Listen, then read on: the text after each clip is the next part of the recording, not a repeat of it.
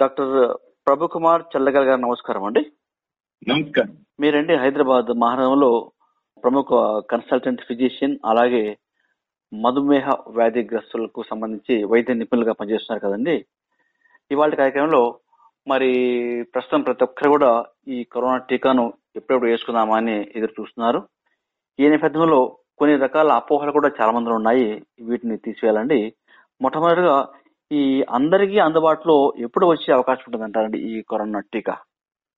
ఇప్పుడు ఈ Covid vaccine అనేది మన భారతదేశంలో మనం చాలా గొప్పగా గర్వంగా ఫీల్ అయ్యేటట్టుగా మన హైదరాబాద్ నగరానికి సంబంధించినటువంటి భారత్ బయోటెక్ అనేటువంటి సంస్థ దీన్ని రూపొందించింది. ఇది ఒక శుభ పరిణామం.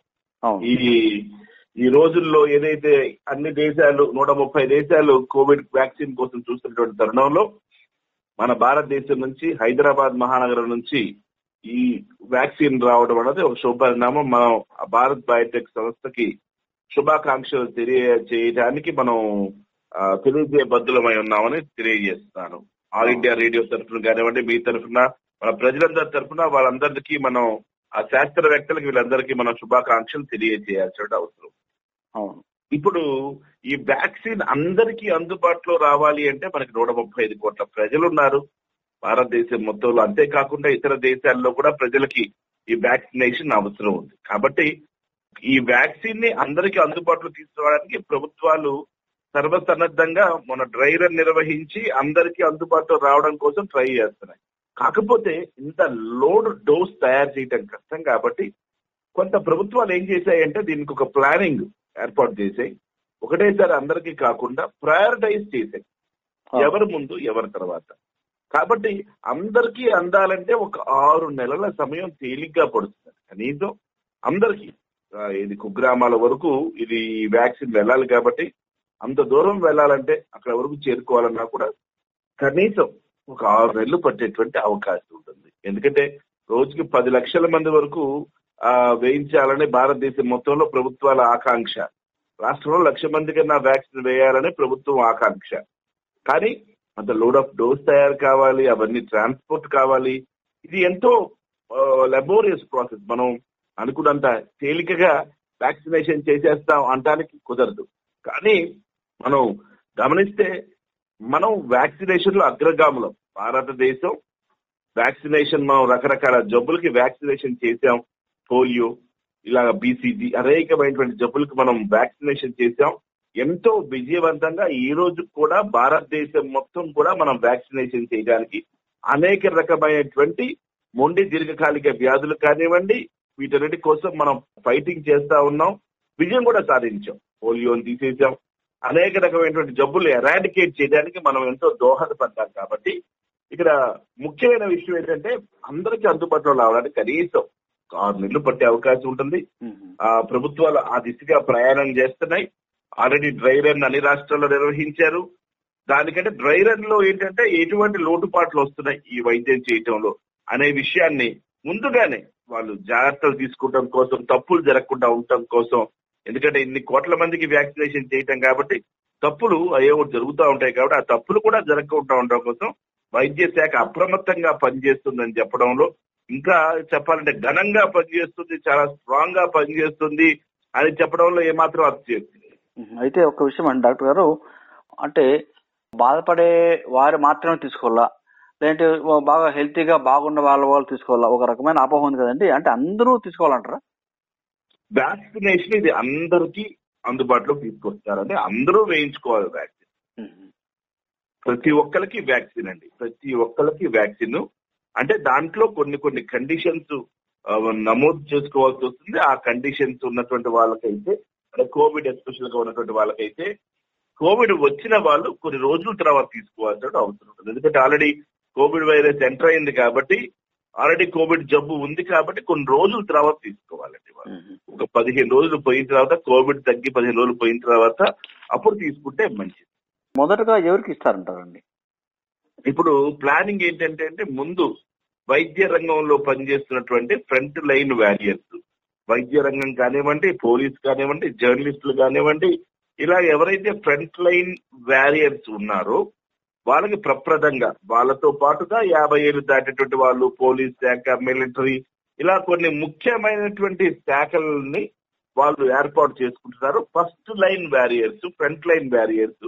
ఫస్ట్ గా వీరికి ఈ కోవిడ్ వ్యాక్సిన్ ఇవ్వడం జరుగుతుంది. ఫస్ట్ డోసేజ్ అంతా కూడా ఎవరైతే ఈ ముఖ్యమైనటువంటి భూమిక పోషిస్తున్నారో డాక్టర్లు, నర్సులు, శానిటరీ డిపార్ట్మెంట్, ఇలా అనేక మంది ఎంతమంది అయితే పనిచేస్తున్నారో, తర్వాత పోలీస్ శాఖ, తర్వాత ఈ జర్నలిస్టులు, ఈ రకరకాలుగా ఉన్నటువంటి ఫ్రంట్ లైన్ బ్యారియర్స్ వీళ్ళందరికీ ఇస్తారు. దీని తర్వాత ఇస్తారు మిగతా వాళ్ళందరికి, పెద్దవారికి, ముసలి వారికి, జబ్బులతో బాధపడే వారికి, ఇంకా ముఖ్యంగా జబ్బులతో బాధపడే డయాబెటీస్, హైపర్ టెన్షన్, ఇతర ఆరోగ్య సమస్యలు ఏవైతే ఉన్నాయో, మొండి దీర్ఘకాలిక వ్యాధులతో బాధపడే వాళ్ళకి ఇమ్యూనిటీ తక్కువ ఉంటుంది కాబట్టి వ్యాధి నిరోధక శక్తి తక్కువ ఉన్నటువంటి వాళ్ళకి, తర్వాత పెద్దవారికి, వీళ్ళందరికీ ఇస్తూ చివరిగా ఎవరైతే బలంగా దృఢంగా ఉంటారో వాళ్ళకి చివరిగా ఇవ్వడం జరుగుతుంది. ఇక డాక్టర్ ప్రభుకుమార్ గారు, ఈ టీకాని ఎలా ఇస్తారు, ఎంత డోసులో, ఎన్ని రోజులు గ్యాప్ లో ఇస్తారంటారు? ఈ టీకా మన ఇంట్రామస్కులర్ అండి, కండకి చేస్తారు. అది 0.5 ml ఉంటుంది. కండకి ఇంట్రామస్కులర్ డోసేజ్ ఇవ్వడం జరుగుతుంది. ఇంట్రామస్కులర్ డోసేజ్ అది 0.5 ml ఇస్తారు. ప్రతిదీ కూడా 20 నుంచి 28 రోజులు, అంటే రకరకాల టీకాలు రకరకాల సమయాలు ఉన్నాయి. మనకి ఇప్పుడు భారత్ బయోటెక్ అందజేస్తుంది ఒక వ్యాక్సిన్ ఉంది. అలాగే సీరం ఇన్స్టిట్యూట్ పుణే వాళ్ళు కోవాక్సిన్ ఒకటి ఇస్తున్నారు, కోవిషీల్డ్ ఉంది, కోవాక్సిన్ ఉంది. ఇలా డిఫరెంట్ వ్యాక్సిన్స్ మనకు ఉన్నాయి కాబట్టి ఈ 2 వ్యాక్సిన్స్ ఏ సందర్భాలలో ఆ టైమింగ్స్ ఉంటాయి అన్ని. ఇప్పుడు మనకి 4 రకాల వ్యాక్సిన్స్ ముందుకు వచ్చాయి, ఇంకో 2 వ్యాక్సిన్స్ కూడా ముందుకు వస్తున్నాయి. అవి కూడా క్లినికల్ ట్రయల్స్ జరుపుకుంటున్నాయి. కాబట్టి ఈ 4 వ్యాక్సిన్స్ లో ఎవరికి ఏ టైం ఉందో ఆ టైమింగ్స్ ప్రకారంగా, ఒకటేమో 20 days అంటారు, ఒకటి 28 days అంటున్నారు. సో అది చూస్తే 20 నుంచి 28 రోజుల తర్వాత 2వ డోస్ ఇస్తారు. ఫస్ట్ డోస్ నుంచి సెకండ్ డోస్ కు 20 రోజులు కానీ 28 రోజులు వ్యవధి కానీ కావాలి. అది మనకు క్లియర్ గా నిర్దిష్టంగా ఆ రోజు ఫస్ట్ వ్యాక్సిన్ వేయించుకున్న రోజు మీరు ఏం వ్యాక్సిన్ వేయించుకున్నారో ఆ వ్యాక్సిన్ దాన్ని బట్టి అక్కడ తాలూకా హెల్త్ వర్కర్స్ కానివ్వండి, నర్సెస్ కానీ మీకు మళ్ళీ తెలియజేస్తారు మీరు ఏ రోజు మళ్ళీ వ్యాక్సిన్ తీసుకోవాలని. ఒక సందేహం అండి, ఒక డోస్ తీసుకున్న తర్వాత 2వ డోసు తీసుకోకపోతే ఏమవుతుంది? దీనికి ఏమైనా అంటే గ్యాప్ ఏమైనా ఉండాలంటారా అండి? ఒక వ్యాక్సిన్ తీసుకున్న తర్వాత ఒక డోస్ తీసుకుని 2వ డోస్ తీసుకోకపోతే దాని యొక్క పూర్తి పనితనం మన మీద ఉండకపోవచ్చు. ఒక్కోసారి 50 నుంచి 60% పనితనం ఉండొచ్చు. కాబట్టి 2 డోసులు తీసుకుంటే పూర్తిగా మనకి ఆ యాంటీబాడీస్ డెవలప్ అయ్యే విధంగా ఉంటున్నాయి. కాబట్టి మనకి పూర్తిగా యాంటీబాడీస్ డెవలప్ అవ్వాలంటే, పూర్తి రక్షణ 6 నెలల పాటు కావాలంటే మనం కంపల్సరీగా 2 డోసులు తీసుకోవాల్సిన అవసరం ఉంటుంది. జనరల్ గా 1 డోసు తీసుకుంటే మనకి సగమే 60 నుంచి 70%, 60% ఆ వ్యాక్సినేషన్ యొక్క పనితనం తెలుస్తుంది. అంతే యాంటీబాడీస్ మనకు తయారయ్యేటువంటి అవకాశం. కాబట్టి పూర్తి రక్షణ రాదు కాబట్టి పూర్తి రక్షణ కోసం 2 డోసులుగా తీసుకోవాల్సి అవసరం. 2 డోసులు కంపల్సరీ అంటారు. అయితే ఈ 2 డోసులు సేమ్ గా ఉండాలంటారా? ఒకే మాదిరి సేమ్ డోసులు సేమ్ కంపెనీ తీసుకోవాలండి. ఏవైతే మనం ఇప్పుడు కోవిషీల్డ్, కోవాక్సిన్ 2 మార్కెట్ లోకి వస్తున్నాయో, మనం ఏ డోస్ అయితే వాళ్ళు ఫస్ట్ టైం ఇచ్చారో సెకండ్ డోస్ కూడా అదే వ్యాక్సిన్ అదే కంపెనీ తీసుకోవాల్సిన అవసరం. ఉదాహరణకు ఒక వ్యక్తికి ఈ కరోనా పాజిటివ్ వచ్చిన తర్వాత చికిత్స తీసుకుంటాడు, క్యూర్ అయిపోతుంది, నెగిటివ్ వచ్చేసింది, వీళ్ళు కూడా తీసుకోవాలంటారా? అయితే ఎన్ని రోజుల్లో క్యూర్ అయిన తర్వాత తీసుకుంటే బాగుంటుంది అంటారండి కరోనా? మీరు ఎన్ని రోజులు అంటే ఖచ్చితంగా 15 నుంచి 20 రోజుల తర్వాత నుంచి ఎప్పుడన్నా తీసుకోవచ్చు.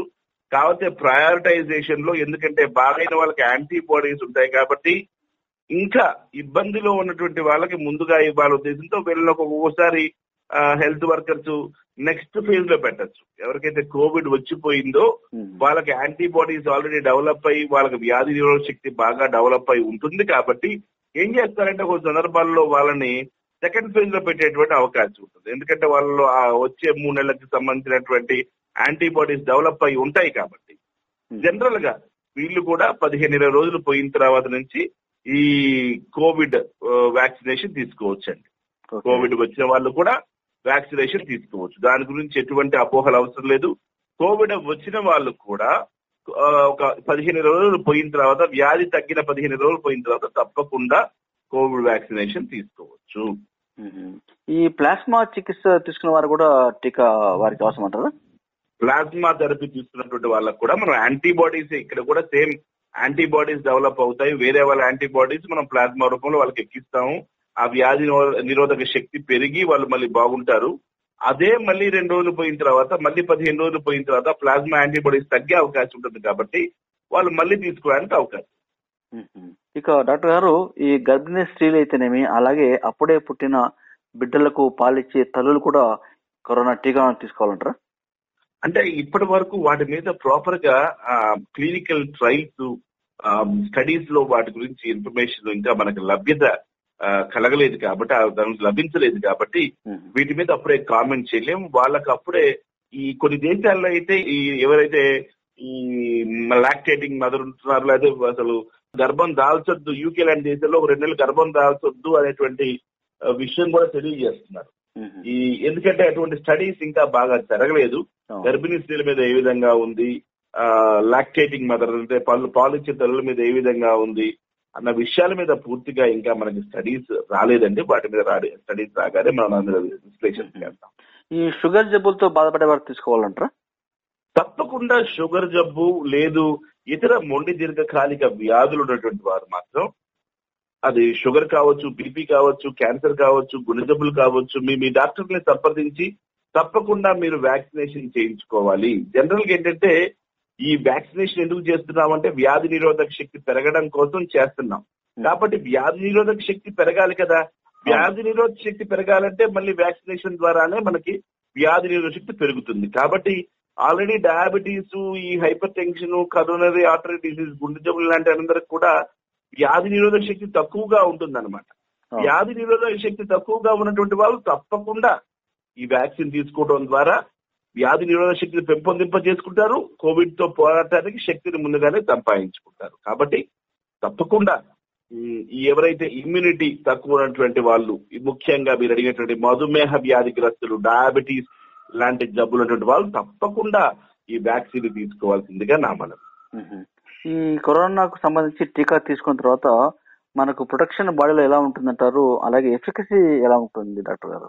ఇప్పుడు మనకున్నటువంటి వ్యాక్సిన్స్ అంటే 70 to 90 to 94% వరకు ఉన్నటువంటి 2 వ్యాక్సిన్స్ కి 70 to 92% వరకు మనకి ఎఫికసీ ఉన్నటువంటి ప్రస్తుత ఆధారమైనటువంటి విషయాలు పబ్లికేషన్స్ చేసిన వాటి మీద మనకి 92% వరకు ఎఫికసీ ఉన్నట్టుగా మనకి మనకున్నటువంటి లేటెస్ట్ క్లినికల్ ట్రయల్స్ ఇన్ఫర్మేషన్ అంతా చెప్తున్నాయి. కాబట్టి 90% వరకు ఎఫికసీ ఉన్నట్టుగా మనకి తెలుస్తా ఉంది. ఇది కామన్ అండి, ప్రతి దానికి కూడా ఇట్లా 90 to 95%, 94% ఉండడం సర్వసహజమైనటువంటి విషయం. అది కూడా దాదాపుగా ఎన్ని రోజుల పాటుగా ఇమ్యూనిటీ ఉండే వీలుంటుంది డాక్టర్ గారు? ఇది ఒక్కొక్కరికి కూడా సర్వసహజంగా ఇవి డెవలప్ అయ్యేవి కాబట్టి ఈ మన వ్యాక్సినేషన్ చేయగానే అవి మనకి యాంటీబాడీస్ తయారవుతాయి. ఈ టీ లింఫోసైట్స్, బి లింఫోసైట్స్, ఈ యొక్క యాంటీబాడీస్ ఐజీజీ యాంటీబాడీస్ తయారవుతాయి మనకి. జనరల్ గా ఐజీఎం ఏమో జబ్బు వచ్చినప్పుడు ఉండేటువంటి యాంటీబాడీస్, ఐజీజీ తర్వాత పుట్టేటువంటి యాంటీబాడీస్. దీనివల్ల మనకి వ్యాధి నిరోధక శక్తి పెరుగుతుంది. కాబట్టి ఈ యాంటీబాడీస్ తయారవడానికి ఐజీజీ యాంటీబాడీస్ అంటాం. ఈ lymphocytes, tea lymphocytes, helper cells వీటి నుంచి తయారవుతుంది, మెమరీ సెల్స్ నుంచి తయారవుతున్నాయి. కాబట్టి ఈ వ్యాధి నిరోధక శక్తి ఒక్కొక్కరి మీద ఆధారపడతాయండి. ఎన్ని రోజులు ఉంటాయి, ఎంతవరకు కెపాసిటీ. జనరల్ గా అయితే ఒక 6 నెలలు, 4 నుంచి 6 నెలల వరకు ఈ యొక్క యాంటీబాడీస్ వాటి యొక్క వ్యాధి నిరోధక శక్తిని మనకు వర్తింపజేస్తుందని స్టడీస్ తెలియజేస్తున్నాయి. పెద్దవారికి ఇచ్చినట్టుగానే చిన్న పిల్లలకు కూడా ఈ డోసు ఒకేలాగా ఉంటుందంటారా? అంటే చిన్న పిల్లల మీద ఇంకా పూర్తి పరిశోధనలు వాటి మీద స్టడీస్ ఇంకా రాలేదు సార్. పెద్దవారి వరకు మాత్రం తప్పకుండా ఈ వ్యాక్సిన్స్ అద్భుతంగా పనిచేస్తున్నాయని మన సబ్జెక్టు తెలియజేస్తుంది. ఇలాంటి సైడ్ ఎఫెక్ట్స్ అయినా ఉంటాయంటారా?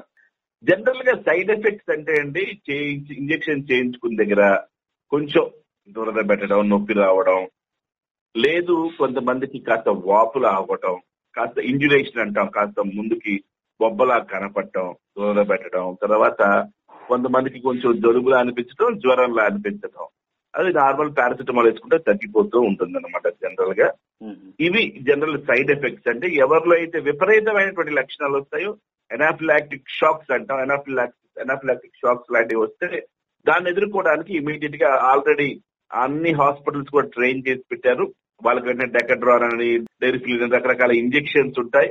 ఆ డెకడ్రాన్ ఇంజెక్షన్స్, డెరిఫిలిన్ ఇంజెక్షన్స్, తర్వాత ఎడ్రినలిన్ ఇంజెక్షన్స్ ఇవన్నీ కూడా ఇస్తుంటారు. జనరల్ గా ఒకవేళ అలాంటి సమస్యలు ఏమైనా వస్తే వాటిని ఎదుర్కోవడానికి కూడా మనం ఎనాఫిలాక్టిక్ షాక్ ఎదుర్కోవడానికి, ఆ రియాక్షన్స్ ఎదుర్కోవడానికి మనం సర్వసిద్ధంగా ఉంచారు ప్రభుత్వాలు. అయితే జనరల్ గా పెద్దగా వీటి వల్ల మరి ఇంజెక్షన్ గుచ్చిన దగ్గర నొప్పి రావడం, పెయిన్ అట్ ద సైట్, ఆ గుచ్చిన దగ్గర నొప్పి రావడం సహజం కదండి.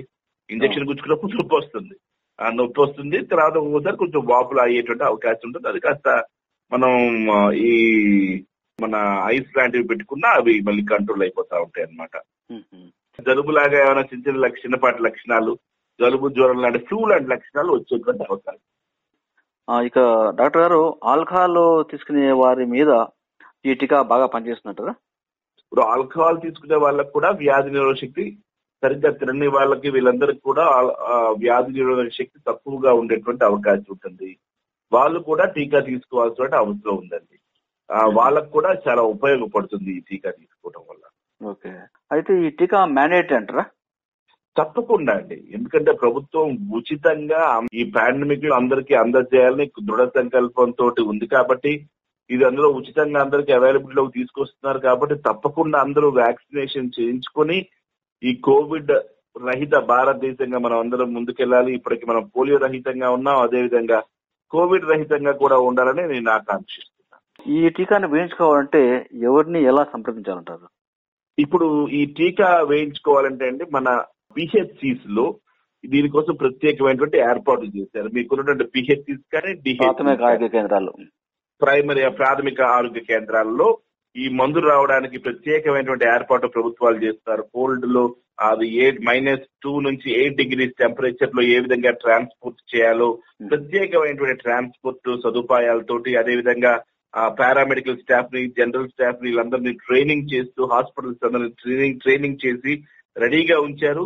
వారి ప్రాథమిక కేంద్రాలలో, ప్రాథమిక ఆరోగ్య కేంద్రాలు ప్లస్ హైదరాబాద్ లో కూడా ప్రధానమైనటువంటి హాస్పిటల్స్ లో యశోద హాస్పిటల్, సోమాజి కూడా ఒకటి, అదేవిధంగా ఇంకొన్ని ప్రభుత్వ ఆసుపత్రులలో ఈ యొక్క కోవిడ్ వ్యాక్సినేషన్ ఇవ్వడానికి అన్ని ఏర్పాట్లు చేశారు ప్రభుత్వం. వారందరికీ కూడా ముందుగానే ఇంటిమేషన్, సెల్ ఫోన్స్ కి ఇంటిమేషన్ వెళ్తుంది.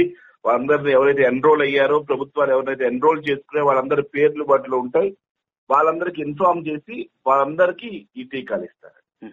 చివరిగా ప్రశ్న డాక్టర్ ప్రభుకుమార్ గారు, మరి టీకా వేయించుకున్నాం కదా అనేసి 3 ముఖ్యమైన అంశాలు మర్చిపోవాల్సిన అవసరం ఉందంటారా? అసలు ఎట్టి పరిస్థితుల్లో ఇది ఏంటంటే కేవలం మనకి యాంటీబాడీస్ తయారైనాయి. ఒకసారి యాంటీబాడీస్ తయారైనప్పటికి కూడా వ్యాధి మన పైన దాడి చేసేటువంటి అవకాశం, వైరల్ లోడ్ ఒకవేళ పొరపాటున ఎక్కువ ఉన్నటువంటి వైరల్ లోడ్ పొరపాటున మన శరీరంలోకి ఎంటర్ అయినప్పుడు, అంటే చాలా ఎక్కువ మిలియన్స్ వైరల్ లోడ్ మన శరీరంలోకి వెళ్ళినప్పుడు, అప్పుడు మనకి ఎన్ని యాంటీబాడీస్ ఉన్నా ఆ రెండింటి మధ్యలో యుద్ధం జరిగి పొరపాటున వైరల్ లోడ్ గనక మన శరీరాన్ని గనక హస్తగతం చేసుకుంటే తిరిగి మనకి ఊపిరితిత్తుల సమస్యలు, గాలి సమస్య, ఊపిరి ఆడక సమస్య, గుండె నొప్పి, ఇంకా కోవిడ్ లో ఎన్ని రకాల, ఎందుకంటే ఒక్కొక్క కోవిడ్ ఒక్కొక్క రకంగా, ఒక స్ట్రెయిన్ ఒక్కొక్క రకంగా పనిచేస్తా ఉన్నాయి కాబట్టి మన మీద కోవిడ్ భయంకరంగా దాడి చేసే అవకాశం ఉంది. కాబట్టి ప్రజలు మాత్రం తప్పకుండా 3 సూత్రాలని మనం మొట్టమొదటి చెప్పుకుంటున్నాం. ఆల్ ఇండియా రేడియో ప్రేక్షకులకి చాలా సార్లు మనం మాటల్లో చెప్పుకున్నాం. ఫిజికల్ డిస్టెన్సింగ్ కానివ్వండి, మాస్క్ ధరించడమే కానివ్వండి, చేతుల్ని శానిటైజ్ చేసుకోవడమే కానివ్వండి, చేతులు శానిటైజ్ చేసుకోవడం కానీ, శుభ్రంగా సబ్బుతో కడుక్కోవడం కానీ, ఇవి ఎప్పటికీ మనం రక్షించేటువంటి సూత్రాలు. వీటిని తప్పకుండా మనం ఫాలో అవ్వాల్సినటువంటి అవసరం ఉంది. మనం వేయించుకున్నాం కదా అని చెప్పి వేరే వాళ్ళు ఎవరైనా బాగా జబ్బు తీవ్రత ఉన్నటువంటి వాళ్ళ దగ్గరికి వెళ్ళినప్పుడు తప్పకుండా ఆ వైరల్ లోడ్ మనలోకి ఎంటర్ అయ్యి మన మీద జబ్బు ప్రభావం చూపించేటువంటి అవకాశం ఉంది. తద్వారా మనం మానసికంగా, శారీరకంగా, ఆర్థికంగా, ఎందుకంటే ఒకసారి జబ్బు వచ్చిందంటే శారీరకంగా ఎలాగో ఇబ్బంది పడతాం, దాన్ని పోగొట్టుకోవడానికి ఆర్థికంగా డబ్బులు ఖర్చు పెట్టుకుంటాం, తర్వాత అది మానసికంగా ఎంతో బాధపడతాం. కొన్ని రోజుల పాటు క్వాలిటీ ఆఫ్ లైఫ్ మిస్ అవుతాం మనం. ఎందుకంటే మేము చూస్తున్నాం, కోవిడ్ వచ్చిన పేషెంట్ ఒక రోజు కాదు, ఆ కోవిడ్ ఉన్నటువంటి 15-20 రోజులు సఫర్ అవుతాడు. ఆ తర్వాత ఇంకొక 2 నెలలు 3 నెలలు అతను మళ్ళీ తిరిగి నార్మల్ లైఫ్ లోకి రావడానికి కనీసం 3 నుంచి 6 నెలలు పడుతుంది. ఆ పోస్ట్ కోవిడ్ లో కూడా చాలా కొంతమంది గుండె నొప్పి చనిపోయినటువంటి దాఖలాలు మనకు కనపడతా ఉన్నాయి. కాబట్టి ప్రజలు ఈ విషయాలను చాలా దృష్టిలో పెట్టుకొని ముఖ్యంగా మనకి మాస్క్, తప్పకుండా మాస్క్ ధరించండి, ఫిజికల్ డిస్టెన్స్ ని పాటించండి, చేతులు శుభ్రంగా కడుక్కోండి. బాగుంది డాక్టర్ గారు. ఈ కరోనా టీకాకు సంబంధించి చాలా చక్కటి విషయాలు మా శ్రోతలకు తెలియజేశారు. మీ అభిప్రాయాలను. ధన్యవాదాలు. నమస్కారం అండి. నమస్కారం శ్రీనివాస్ గారు.